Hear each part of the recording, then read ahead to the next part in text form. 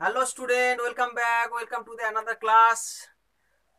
আজকের ক্লাস 11-এর আমরা নিউটনের গতিসূত্র আলোচনা করব। নিউটনের গতিসূত্রর অলরেডি 5টা ক্লাস হয়ে গেছে। যারা আমার চ্যানেলকে নতুন ভিউ করছো তাদেরকে বলছি, তোমরা ডেসক্রিপশন বক্সে আগেকার ক্লাসগুলোর সব লিঙ্ক দেওয়া আছে, সেখান থেকে তোমরা আগের ক্লাসগুলো ফলো করতে পারো। আর আজকের যে ক্লাসটা হচ্ছে সেই ক্লাসটার বিষয় হচ্ছে ভরবেগের সংরক্ষণ সূত্র, অর্থাৎ রৈখিক ভরবেগের সংরক্ষণ সূত্র। অনেক বস্তু আছে, একে অপরের মধ্যে ধাক্কাধাক্কি করার পরেও তাদের ভরবেগ সংরক্ষণ কিভাবে থাকে সেই সমস্ত বিষয়গুলো আলোচনা করব। এবং নিউটনের প্রথম গতিসূত্র, সেকেন্ড গতিসূত্র, থার্ড গতিসূত্র যে আছে সেই সমস্ত বিষয়ের সঙ্গে এই ভরবেগের সংরক্ষণ সূত্রর কি কি সামঞ্জস্য আছে, কি কি মিল আছে, এবং বন্দুকের কি প্রতিক্রিয়া, মানে গুলি ছোড়ার যে বন্দুক আছে সেই বন্দুকের কি প্রতিক্রিয়া হয় গুলি যখন ছোড়া হয়, সেই সমস্ত বিভিন্ন বিষয় নিয়ে আজকে ডিসকাস করব। তা চলো দেরি না করে আমরা শুরু করে দিই।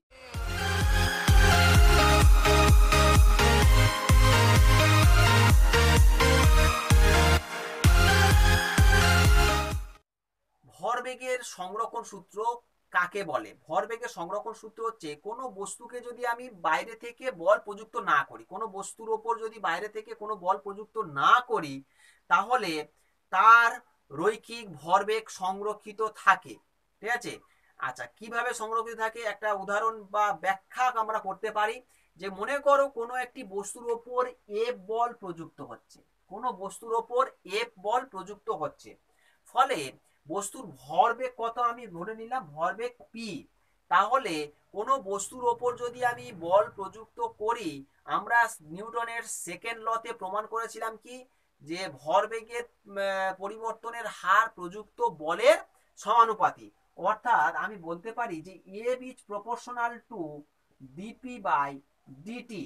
এবারে ডিপি বাই ডিটিটা কি, এটা ডেরিভেশন ফর্মে অবকলন পদ্ধতির সাহায্যে আমরা বলছি এই ডিপিটা হচ্ছে ভরবেগের পরিবর্তন হয়েছে, আর নিচে সময়কে ভাগ করেছি, মানে পরিবর্তনের হার। নিউটনের সেকেন্ড লতে এটা আমরা প্রমাণ করেছিলাম। তো এটাই তোমাকে বলছি যে কোনো বস্তুর ওপর যদি বল প্রযুক্ত করা হয়, তাহলে তার ভরবেগের পরিবর্তন যদি পি বলা, ভরবেগ যদি পি বলা হয়, তাহলে ভরবেগের পরিবর্তন ডিপি বাই ডিটি, তাহলে এ proportional to DP by DT এটা হয়। কিন্তু রৈখিক ভরবেগের সংরক্ষণের সূত্রে বলা হয়েছে বাইরে থেকে যদি কোনো বল প্রযুক্ত না করা হয়, তখন কি হবে, ভরবেগের পরিবর্তন ধ্রুবক হবে। তাই তো? তাহলে এখানে বাইরে থেকে যদি বল প্রযুক্ত না করি, তাহলে এফ সমান জিরো হবে, এফ ইজুক্যাল টু জিরো। তাহলে এফ ইজুক্যাল টু জিরো হলে dp by dt equal to কি হবে, জিরো হবে। Dp by dt equal to যদি জিরো হয়, তাহলে পি ইজুক্যাল টু কত লিখবো, পি ইজুক্যাল টু কনস্ট্যান্ট। কেন পি ইজুক্যাল টু কনস্ট্যান্ট হচ্ছে, অবকলন পদ্ধতিতে আমরা জানি যে যে কোনো ধ্রুবককে যদি আমরা অবকল করি তাহলে সেটা হয় শূন্য। তাহলে অর্থাৎ আমরা এটাই বলতে পারি যে বেগ হচ্ছে কনস্ট্যান্ট হবে, মানে ধ্রুবক হবে। ঠিক আছে? এখানে তুমি ভেক্টর চিহ্ন দিতে পারো, ভরবেগের একটা ভরবেগ একটা ভেক্টর রাশি, তাই ভেক্টর চিহ্ন দেওয়া হয়। ভরবেগের সংরক্ষণ সূত্র কিভাবে প্রতিষ্ঠা করা যায় সেটা আমরা আলোচনা করছি। যে কোনো দুটি বস্তুর ক্ষেত্রে আমরা আলোচনা করে ফেলি। তা দুটি বস্তুর ক্ষেত্রে ভরবেগের সংরক্ষণের সূত্র প্রতিষ্ঠা। ঠিক আছে? তোমরা পয়েন্ট লিখলে, হেডিং লিখলে কি লিখবে, দুটি বস্তুর ক্ষেত্রে, দুটি বস্তুর ক্ষেত্রে সংরক্ষণ সূত্র, সংরক্ষণ সূত্র, দুটি বস্তুর ক্ষেত্রে সংরক্ষণ সূত্র কি হবে। দেখো ছবিটা খুব ভালো করে মন দিয়ে দেখবে, ছবিটার মধ্যে সবকিছু ব্যাখ্যা লুকিয়ে আছে, ছবিটাই কিন্তু ভালো করে তোমাকে দেখতে হবে। তা ধরে নিলাম দুটি বস্তু, এম ওয়ান ভরের একটি আর এম টু ভরের একটি বস্তু, দুটি বস্তু আছে। এদের প্রাথমিক অবস্থায় গতিবেগ ধরে নিলাম একটা ইউ ওয়ান আর একটা ইউ টু। তাহলে দুটি বস্তুর প্রাথমিক গতিবেগ একটা ইউ ওয়ান একটা ইউ টু। এরা কিছু দূর যাওয়ার পরে দুজন দুজনের মধ্যে সংঘর্ষ ঘটালো, ঘটানোর পরে আবার ওই একই দিকে, একই দিকে কিন্তু যাবে, একই দিকে মনে করলাম এম ওয়ান ভরের বস্তুটার বেগ হয়ে গেছে ভি ওয়ান, আর এম টু ভরের বস্তুটার বেগ হয়ে গেছে মনে করলাম ভি টু। তাহলে দেখো ভরের কিন্তু পরিবর্তন হবে না। যে ধাক্কাধাক্কি করার পরে যে ভরের পরিবর্তন হয়, কোনো বস্তুর কি ভরের পরিবর্তন হয়? তাহলে তো এরকম অনেক হয়ে যেত যে কোনো দুটো বস্তু, একটা ভারী একটা হালকা, দুটো বস্তু ধাক্কা লাগিয়ে দিলাম, হ্যাঁ ভারী বস্তুটা হালকা হয়ে গেল, হালকা বস্তুটা ভারী হয়ে গেল, সম্ভব কি? তা সম্ভব নয়। তাহলে এক্ষেত্রেও ঠিক একই রকম, ভরের কোনো কিন্তু চেঞ্জ হবে না, হয়তো আঁকা অনুযায়ী একটু ছোট বড় হয়ে গেছে, একটু ম্যানেজ করে নেবে।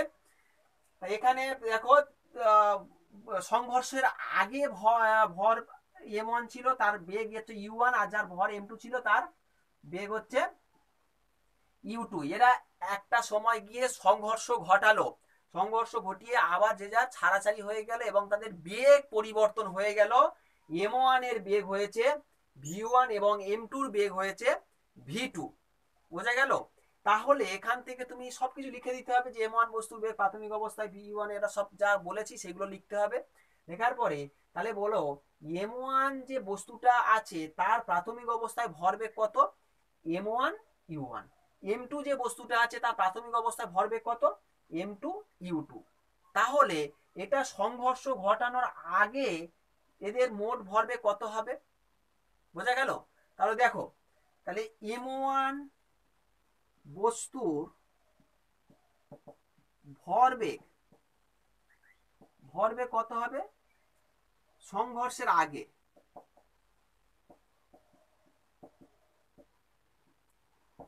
ভরবেগ কত হবে? m1 u1। m2 বস্তুর ভরবেগ কত হবে? m2 u2। তাহলে মোট ভরবেগ কত হবে? মোট ভরবেগ কত হবে? m1 u1 plus m2 u2 হয়েছে। সেম একই রকম সংঘর্ষের পরে, সংঘর্ষ ঘটালো, সংঘর্ষের পরে, সংঘর্ষের পর m1 ভরের বস্তুর ভরবেগ কত হবে? m1 into v1। আর m2 বস্তুর ভরবেগ কত হবে? m2 into v2। তাহলে মোট ভরবেগ কত হচ্ছে? মোট ভরবেগ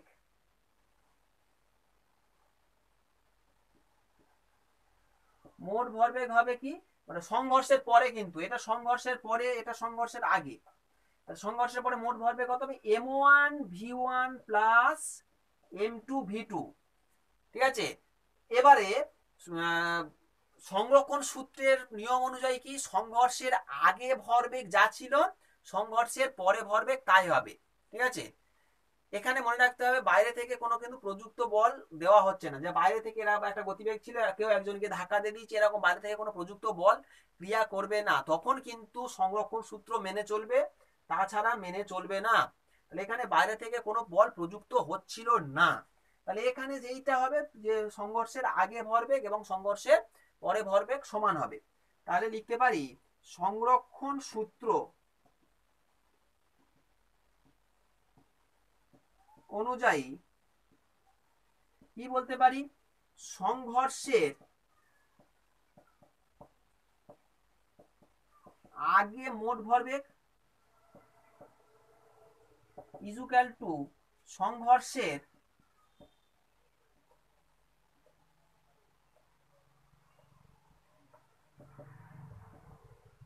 পরে মোট ভরবেগ। ঠিক আছে? তা সংঘর্ষের আগে মোট ভরবেগ কত হয়েছিল এটা, তাহলে m1 u1 plus m2 u2 equal to, ওটা হবে কি m1 v1 plus m2 v2। তা সংঘর্ষের আগের মোট ভরবেগ ইকুয়াল টু সংঘর্ষের পরের মোট ভরবেগ। এটিই হবে তোমার রৈখিক ভরবেগের সংরক্ষণ সূত্র। এটি হবে রৈখিক ভরবেগের সংরক্ষণ সূত্র, যে কোনো দুটি বস্তুর ক্ষেত্রে রৈখিক ভরবেগের সংরক্ষণ সূত্র কিন্তু তোমার এটা হবে। এবারে নেক্সট যেটা আসছে সেটা হচ্ছে নিউটনের তৃতীয় গতিসূত্র থেকে রৈখিক ভরবেগের সংরক্ষণের সূত্রের প্রমাণ। তাহলে তৃতীয় গতিসূত্র থেকে রৈখিক ভরবেগের সংরক্ষণ সূত্র প্রমাণ করতে পারি কিনা দেখি। তৃতীয় গতিসূত্রটা কি? তৃতীয় গতিসূত্র হচ্ছে প্রত্যেক ক্রিয়ার সমান এবং বিপরীত প্রতিক্রিয়া আছে।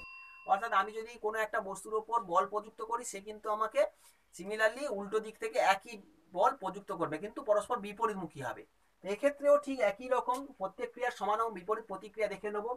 এখানে একটা জিনিস তোমাকে ধরে নিতে হবে যে এরা যে সংঘর্ষ ঘটালো সেই সংঘর্ষ একটা টাইম থাকবে। মনে করি এরা যতক্ষণ এরা এক জায়গায় ছিল সেই টাইমটা টি, টি সময় ধরে এরা সংঘর্ষ ঘটিয়েছিল।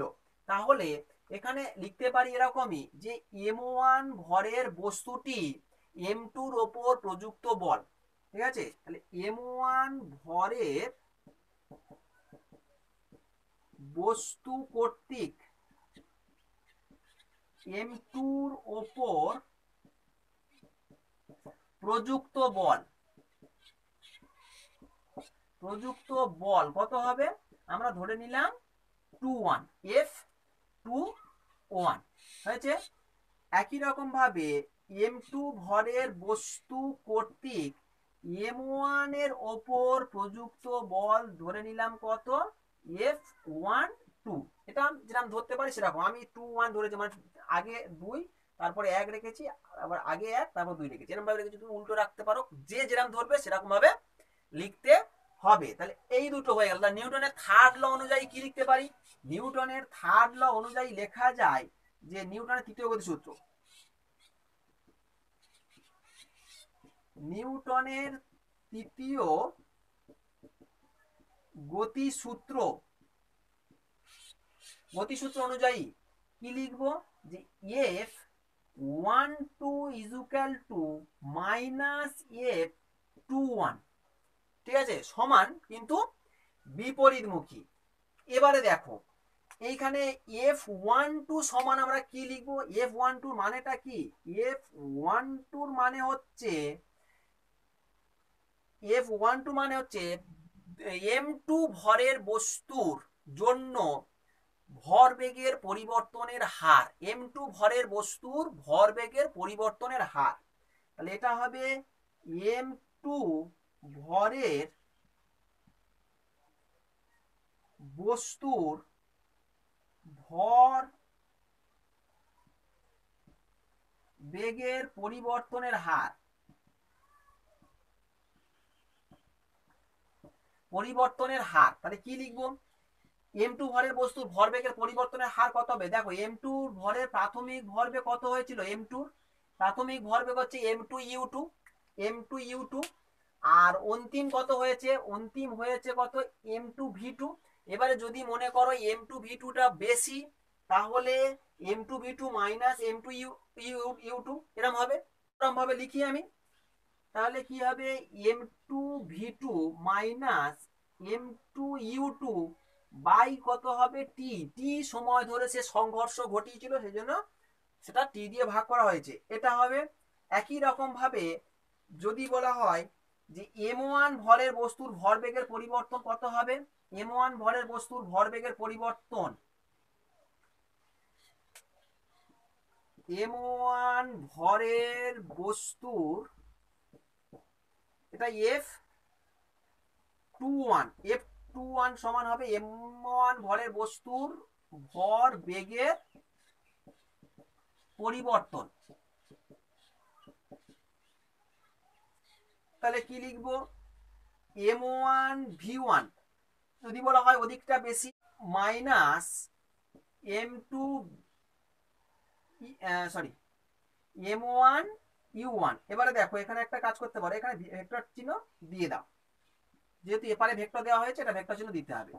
তাহলে টি, এইবারে এই সমীকরণের মান দুটো নিয়ে যে 1 নম্বর সমীকরণ যে পাবে F12 আর F21, এটা এখানে পাওয়া গেছিল যেটা F12 ইকুয়াল টু F21 যেটা পাওয়া গেছিল, এই সমীকরণটায় আমরা যদি বসিয়ে দিই এই মানটা, তাহলে কি পাবো দেখি। তাহলে হবে এই সমীকরণটা বসাচ্ছি যে m2v2 minus m2u2 by t is equal to minus of m1 v1 minus m1 u1 by হয়ে যাবে কত? t।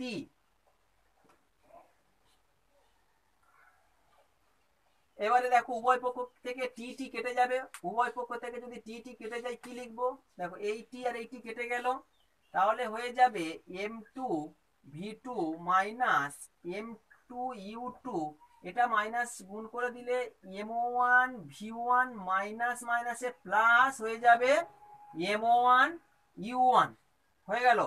এবারে একটা কাজ করে নাও, ইউ ইউ এদিকে রেখে দাও, ভি ভি ওদিকে পাঠিয়ে দাও। তাহলে এখানে যদি এটাকে রেখে দিয়ে বা এটাকে ওপারে পাঠিয়ে দাও, এটাকে এপারে নিয়ে আসো, তাহলে কি হবে M2 V2 প্লাস এইটাকে যদি এপারে নিয়ে আসা হয় তাহলে প্লাস হয়ে যাবে, মাইনাসটা প্লাস হয়ে যাবে।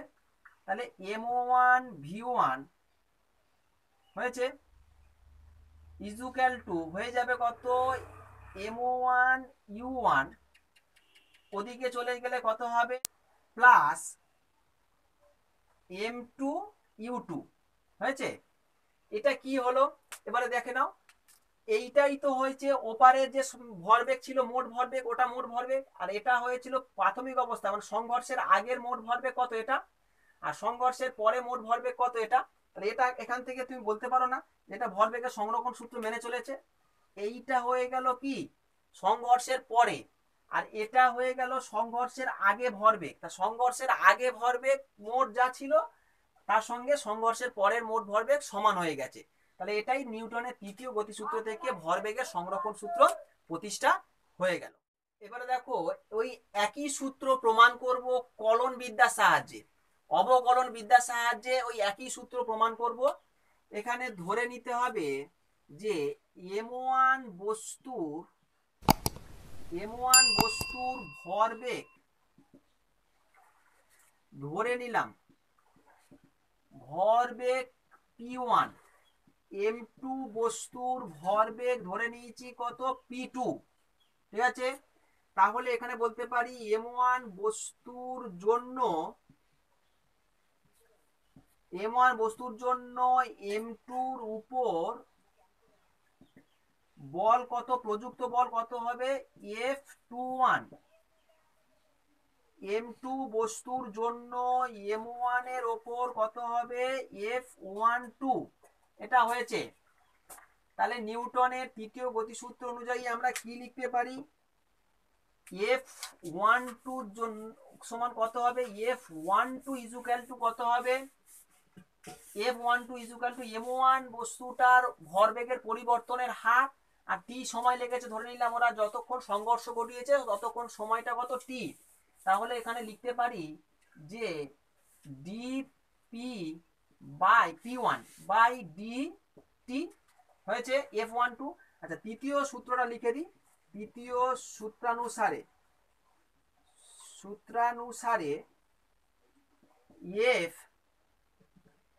F12 equal to minus F21, F12 equal to minus F21। তাহলে F12 ইজুক্যাল টু হয়ে গেল এটা। তাহলে F21 ইজুক্যাল টু কত লিখবো, dp2 বাই ডিটি, এটা হয়েছে। এবারে এই মানগুলো নিয়ে আমি যদি এই সমীকরণটায় বসাই তাহলে কি দেখব, সমীকরণটায় বসাই আসো, এখানে যদি বসাই F12 মান কত হবে dp1 by dt equal to minus of dp2 by dt. এটাকে এপারে নিয়ে চলে এসো, এটাকে এপারে নিয়ে চলে আসলে d বাই ডিটিটা কমন চলে গেল, d বাই ডিটিটা কমন চলে গেলে চলে থেকে যাবে P1, এপারটা নিয়ে চলে এসছি, প্লাস হয়ে যাবে P2 ইজুক্যাল টু কত হবে 0, ইজুক্যাল টু হয়ে যাবে 0। এবারে কোনো কিছুকে অবকলন করলে 0 পাচ্ছি, মানে P1 আর P2টার মান কি হবে, ধ্রুবক হবে। অতএব বলতে পারি যে P1 প্লাস P2র মান হয়েছে কনস্ট্যান্ট, ঠিক আছে। এই P1 আর P2র মান কনস্ট্যান্ট, মানে এই ব্যাপারটা কি হলো যে ভরবেগের সংরক্ষণ সূত্র মেনে চললো, ঠিক আছে। ধ্রুবক হয়ে গেছে, দুটো ভরবেগ যোগফল ধ্রুবক হয়ে গেছে মানে কনস্ট্যান্ট হয়ে গেছে। এবার এটা কনস্ট্যান্ট হলে কি লিখবো, যেটা প্রাথমিক ছিল এটা প্রাথমিক ধরে নেওয়া হয়েছিল P1 P2 সংঘর্ষের আগে, এবার সংঘর্ষের পরে যদি P3 P4 হয়ে যেত তাহলে কি লিখতাম, যে তখন আমরা লিখতাম যে P1 plus P2 equal two P3 plus P4। Constant তো এরকম, কনস্ট্যান্টের জন্য এরকম লিখতে হয়তো যে মনে নেই যে পিভি সমান যদি ধ্রুবক হয়, পিভি বয়ের এবং চার্লসের সূত্রের যদি সেই সূত্রগুলো ফেলা হয় যে পিভি সমান যদি কনস্ট্যান্ট লেখা হয় তাহলে আমরা কি লিখতাম P1 V1 equal two P2 V2 লিখতাম, দুটোর জন্য দুটো ফ্রেমের জন্য বা দুটো সিলিন্ডারের জন্য। এক্ষেত্রে একই, P1 প্লাস P2 যদি কনস্ট্যান্ট হয় তাহলে পরেরটার জন্য P3 P4 যদি ধরা হয় তাহলে P3 প্লাস P4 বা P5 প্লাস P6 এরকম ভাবে। ঠিক আছে, বোঝা গেছে? এই জিনিসটা হলো বিদ্যার সাহায্যে নিউটন তৃতীয় গতিসূত্র থেকে ভরবেগের সংরক্ষণ সূত্রের প্রমাণ। এতক্ষণ আমরা যেটা দেখেছিলাম সেটা হচ্ছে তৃতীয় গতিসূত্র থেকে রৈখিক ভরবেগের সংরক্ষণ সূত্র প্রমাণ। এখন যেটা দেখবো সেটা হচ্ছে রৈখিক ভরবেগের সংরক্ষণের সূত্র থেকে তৃতীয় গতিসূত্রের প্রমাণ, ঠিক উল্টোটা। অনেকে ভাবছো উল্টো মানে একটু কঠিন হবে হয়তো, আমি বলছি কঠিন না, তোমরা এর আগে যেটা করেছো সেটাই অলরেডি তোমাদের এই প্রমাণটা হয়ে গেছে, শুধু ধরতে পারছো না যে কিভাবে করতে হবে। আমি খুব সহজ প্রসেসে বলবো যে দেখো, ঠিক উল্টো প্রসেসে ক্যালকুলেশন করে যাও, উল্টো প্রসেসে যদি ক্যালকুলেশন করে যাও তাহলে তুমি অনায়াসে পেরে যাবে, বুঝতে পেরে যাবে। তাহলে উল্টো প্রসেস বলতে কি রকম, তুমি আগে এটা করি তারপর বলবো উল্টো প্রসেসটা কি রকম কিভাবে হয়েছিল। দেখো, আমরা রৈখিক ভরবেগের সংরক্ষণ সূত্র একটু আগে যেটা করেছিলাম যে দুটি বস্তু সংঘর্ষের আগের মোট ভরবেগ ইকুয়াল টু সংঘর্ষের পরের মোট ভরবেগ, সেই সূত্রটা লিখছি আমি। সেই সূত্রটা আবার প্রমাণ আবার লেখার দরকার নেই, আমি এটা এখান থেকে ডাইরেক্ট লিখে দিচ্ছি যে সংরক্ষণ সূত্র অনুযায়ী কি লিখতে পারি যে m1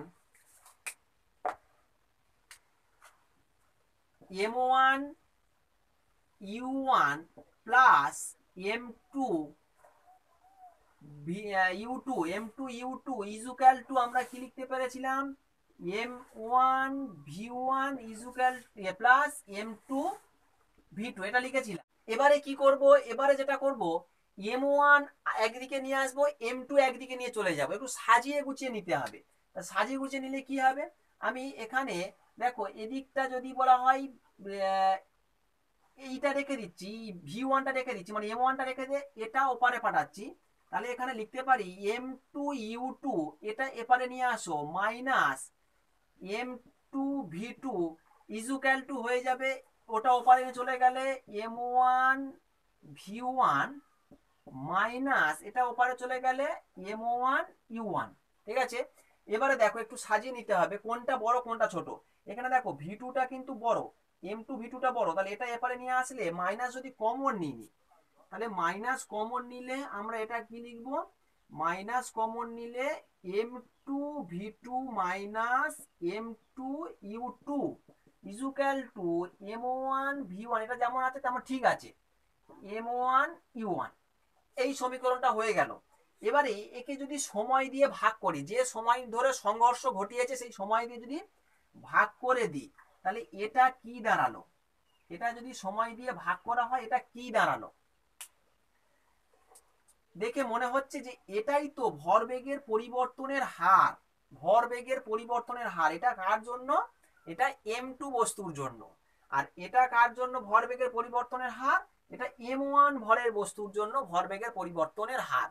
তাহলে কি ভরবেগের পরিবর্তনের হারকে আমরা কি বলি, প্রযুক্ত বলের সমানুপাতি। তাহলে এটাই হয়ে যাবে তোমার তখন মাইনাস অফ এফ 2 1 বলেছিলাম, ঠিক আছে না, হ্যাঁ 2 1 বলেছিলাম, আর এটাকে বলেছিলাম 1 2, এই জিনিসটা তোমাকে বলেছিলাম। তাহলে f12 equal to minus f21, এটাই তো নিউটনের তৃতীয় গতিসূত্র। কিভাবে এসেছি, রৈখিক ভরবেগের সংরক্ষণ সূত্র। এবারে একটু ভেবে দেখো, তুমি এর আগের যে সমীকরণটা প্রমাণ করেছিলে যে নিউটনের তৃতীয় গতিসূত্র থেকে রৈখিক ভরবেগের সংরক্ষণ সূত্র, তুমি নিউটনের তৃতীয় সূত্র প্রথমে লিখেছিলে এটা, এটার পরে তাদের ভরবেগের পরিবর্তনের হার লিখেছিলে, তাদের ভরবেগের পরিবর্তনের হার লিখে টি টি কেটে দিয়ে এদিক ওদিক করে দিয়ে এটা পেয়েছিলে, তারপরে সব এপার ওপার করে দিয়ে তুমি এটা প্রমাণ করেছিলে। এখানে ঠিক কি হলো, এটা লিখে এটা প্রমাণ করা হলো। তাহলে ঠিক ব্যাক ক্যালকুলেশন, তুমি একটা ক্যালকুলেশন ভালো করে মন দিয়ে বুঝে নাও, এই ক্যালকুলেশনটা তোমার কাছে ইজি হয়ে যাবে। দুটো ফর্মুলা এখানে তোমাকে, দুটো প্রসেস মনে রাখতে হবে, একটা নিউটনের তৃতীয় গতিসূত্র থেকে ভরবেগের সংরক্ষণ সূত্র, আর একটা ভরবেগের সংরক্ষণ সূত্র থেকে নিউটনের তৃতীয় গতিসূত্র। বোঝা গেল? নেক্সট যে টপিকটা সেটা হচ্ছে বন্দুকের পিছু হটা। আমরা সবাই মোটামুটি বন্দুক চালিয়েছি, এবারে অরিজিনাল বন্দুক না হলেও আমরা ওই বেলুন ফাটানো মেলাতে গিয়ে যে বেলুন ফাটানোর বন্দুক, ওই বন্দুক চালিয়েছি। কি দেখতে পাই, সেখানে গিয়ে দেখতে পাই যখন আমরা ট্রিগারটা টিপে দিই তখন গুলিটা তো সামনের দিকে বেরিয়ে যায়, বন্দুকটা যেন আমাদের কাঁধের ওপর এসে ধাক্কা মারে, মানে পেছনের দিকে একটু ধাক্কা মারে। কোনোদিন প্রশ্ন জাগেনি মনে যে এরকমই কেন হয়, আমি তো গুলি চালাচ্ছি ওই দিকে গুলি যাচ্ছে, তাহলে বন্দুকটা ও সামনের দিকে এগিয়ে না গিয়ে আমাদের পেছনের দিকে ধাক্কা দেয় কেন? তা যদি প্রশ্ন না জাগে, আজকের এখন প্রশ্ন মনে জাগিয়ে নাও, আমি প্রশ্নর সমাধান করে দেবো। কি কারণে এমনটা হয়, বন্দুক কেন পেছনের দিকে এগোয়, সামনের দিকে এগিয়ে যাচ্ছে না? গুলিটা কিন্তু সামনের দিকে এগোচ্ছে, গুলিটা কিন্তু পেছনের দিকে আসবে না, কেন? পেছনে আমি দাঁড়িয়ে আছি, বিপদ এসে যাবে। চলো কেন বন্দুক পেছনে দিকে হটে আসে সেটাই আলোচনা করি। আমরা ভরবেগের সংরক্ষণের সূত্র থেকেই কিন্তু এটা আলোচনা করবো। একটা বন্দুক অলরেডি আমি ছবি এঁকে ফেলেছি, ভালো না হোক মোটামুটি হয়েছে, একটু ম্যানেজ করে নেবে। তা দেখো এখানে কি হয়েছে, যখন বন্দুকটার মধ্যে গুলিটা আছে, মানে গুলিটা রয়ে আছে, তখন বন্দুকটা স্থির, সঙ্গে সঙ্গে গুলিটাও স্থির থাকবে। তাহলে এখানে বেগ কিন্তু শূন্য, দুজনেরই বেগ শূন্য। তাহলে দুজনেই যখন বেগ শূন্য, তাহলে এদের মোট ভরবেগ কত হবে? না স্যার শূন্য হবে। তা ঠিকই, একদম ঠিকই বলেছো, শূন্যই হবে। তাহলে প্রাথমিক অবস্থায় এদের কিন্তু মোট ভরবেগ শূন্য। এবারে ট্রিগারটা যেই দাবিয়ে দিয়েছি, ট্রিগারটা যেই টিপে দিয়েছি, তখন বন্দুকের স্প্রিং এর সঙ্গে গুলির একটা সংঘর্ষ হবে, কয়েক সেকেন্ডের মধ্যে সংঘর্ষ হবে, এবং সংঘর্ষের ফলে গুলিটা কিন্তু সোজা বেরিয়ে চলে যাবে, আর পেছনের দিকে বন্দুকটা চলে আসবে। তাহলে পেছনের দিকে কেন আসে, সেটা হচ্ছে বন্দুকটার থেকে গুলিটা মনে করো বেরিয়ে চলে গেল, সেই অবস্থায়, আচ্ছা ধরে নিই প্রথমে বন্দুকের ভর, ধরে নিলাম যে বন্দুকের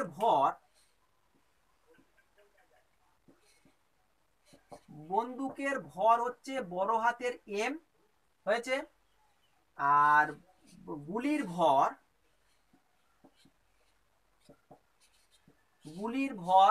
মনে করলাম ছোট হাতের এম। প্রাথমিক অবস্থায় এদের মোট ভরবেগ, সংঘর্ষের আগে ভরবেগ কত? সংঘর্ষের আগে মোট ভরবেগ কিন্তু শূন্য। এবারে যখনই ট্রিগার দাবি দিয়েছে একটা সংঘর্ষ ঘটানো হলো, সংঘর্ষের পরে বেগ হলো, সংঘর্ষের পর বেগ হলো, সংঘর্ষের পর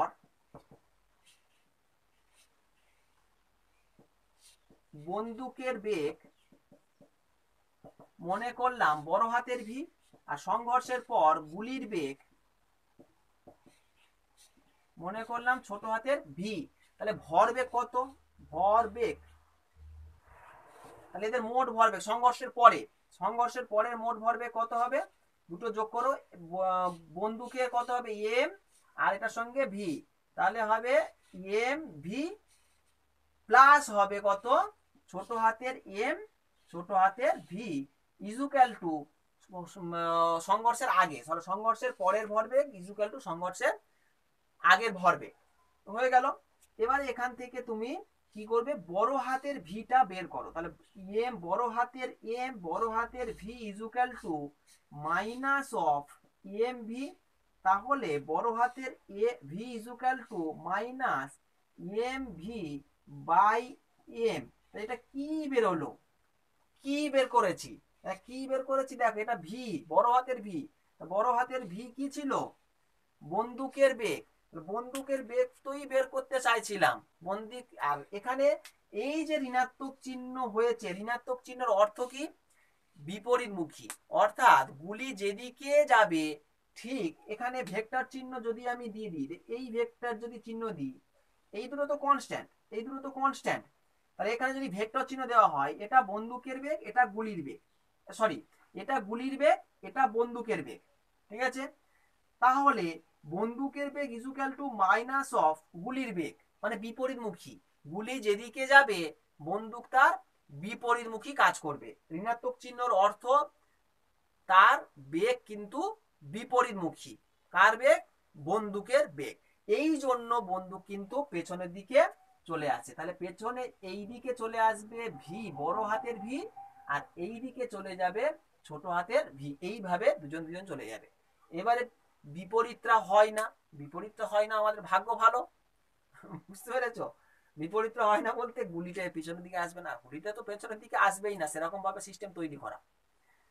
তো এই ছিল তোমার বন্দুকের পিছু হটা, বন্দুক কিভাবে পিছু হটে প্রশ্ন ছিল মনে, আজকে সলভ হয়ে গেল যে এই কারণে বন্দুকটা পেছনের দিকে এসে আমাদের কাঁধে ধাক্কা লাগে।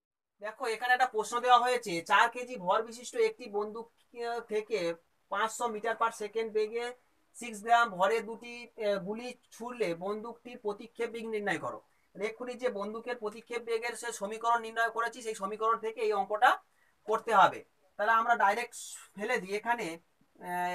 এম এর মান কত, গুলির ছোট হাতের এম যেটা ছিল সেটা হচ্ছে 4 কেজি, আর বেগের মান কত, ছোট হাতের ভির মান কত, 500 মিটার/সেকেন্ড, আর হচ্ছে গুলি ছুড়লে প্রতিক্ষেপ বেগ নির্ণয় করতে বলে তার 6 গ্রাম, আর বন্দুকের ভর কত বলেছে 6 গ্রাম।